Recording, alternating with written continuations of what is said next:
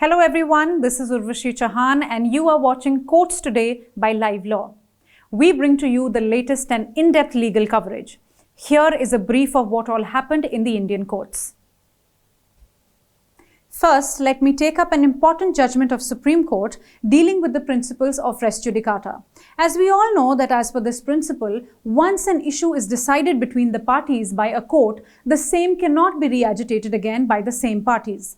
The question before the court was regarding an order of the court closing the proceedings, and can that be held as a final decision on merits barring a subsequent suit based on the principles of res judicata. The Delhi High Court had held that a subsequent suit can be barred. Reversing this decision, the Supreme Court bench of Justice J.B. Pardiwala and Justice Sudhanshu Dhulia held, and I quote, "The order passed by the rent controller in 1998 did not purport to be one of dismissal for default or on merits, and it cannot be taken to mean other than what it purported to be. The order did not purport to be a final disposal of the suit. It merely stopped the proceedings. It did nothing more. This is not final decision of the suit within the meaning of Order 9, Rule 8 and Order 17, Rule 3, respectively of the CPC. In another case, the Supreme Court came heavily on reducing sentence awarded in motor accident cases. In this case, an appeal was filed against the decision of Punjab and Haryana High Court in a motor accident case in which the High Court reduced the sentence of 2 years to 8 months. The Punjab government filed an appeal against the reduction of this sentence. The Supreme Court bench of Justice M.R. Shah and C.T. Ravi Kumar said that undue sympathy shown by the High Court was unsustainable. The court further said that IPC, that is Indian Penal Code, is punitive and the object is to have a deterrent effect and punish the offenders. Finally, the court restored the sentence back to 2 years. The Calcutta High Court has directed the state government to deploy adequate police force in the affected areas where incidents of violence took place during the Navami procession last week. While hearing a PIL filed by Leader of Opposition in State Assembly and BJP MLA Suvendu Adhikari, who has prayed for a probe by NIA and CBI into the incidents of violence and deployment of the Central Armed Forces in the violence-affected districts, the division bench of the Acting Chief Justice T. Sevingnanam and Justice Haranyamai Bhattacharya observed, "The respondent state shall ensure that the public in the area shall not in any manner be affected by any incident of violence or arson, and law and order shall be kept under control. The safety of the school-going children and the businessmen should be sufficiently safeguarded." The matter is listed again on 6th of April. For more updates on the matter, stay tuned with LiveLaw. Another important news has come from Gujarat.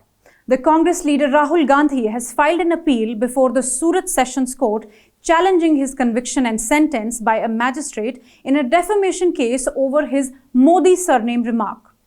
In his appeal, he has argued that his speech in question was in connection with Narendra Modi, Nirav Modi and Lalit Modi and not the Modi community as a whole. The appeal submits that there is no particular group of Modis that has been referred to in the impugned defamatory statement as distinguished from the rest of the Modis. He has also submitted that the complainant BJP MLA Purnesh Modi is not the aggrieved person, and that if at all a complaint was maintainable, it had to be moved by Mr. Narendra Modi himself, as he was the person who was referred to by Gandhi in his 2019 speech. The Congress leader was granted bail yesterday and the case will be heard next on April 13th.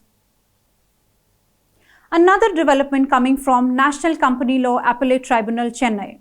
So far, NCLAT Chennai bench has been functioning on virtual mode started during the COVID pandemic. As we know that most of the courts, including NCLAT Delhi, have gone back to physical mode, NCLAT Chennai was still continuing in virtual mode. Now the system has been changed and notification has been issued stating that only physical mode will be available on Tuesday, Wednesday and Thursday. Matters will be heard in virtual mode every Monday and Friday.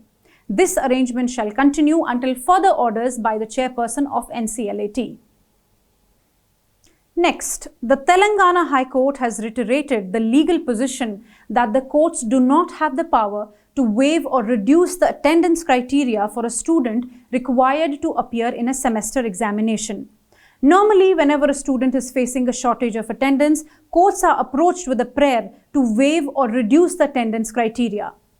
A law student in the present case approached the Telangana High Court through a writ petition to appear for the examination as the student had less than 65% attendance.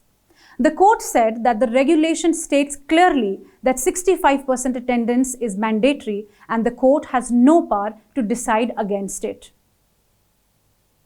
In another case coming from Kerala, the Special Court for SC/ST Prevention of Atrocities Act, Mannarkad, Kerala, has convicted 14 persons out of total 16 accused in a lynching case of a person named Madhu. The offence was brutal. The accused were charged for tying up and brutally beating Madhu, a tribal youth, to death for stealing rice from a grocery shop in February 2018. The court has found them guilty of offence of murder and the sentence will be pronounced tomorrow. 2 of the accused persons, however, were acquitted. Thank you for watching. For detailed updates on these cases, you can visit our website at www.livelaw.in. Stay ahead with quick legal updates only on LiveLaw. Do not forget to like, share and subscribe and support us.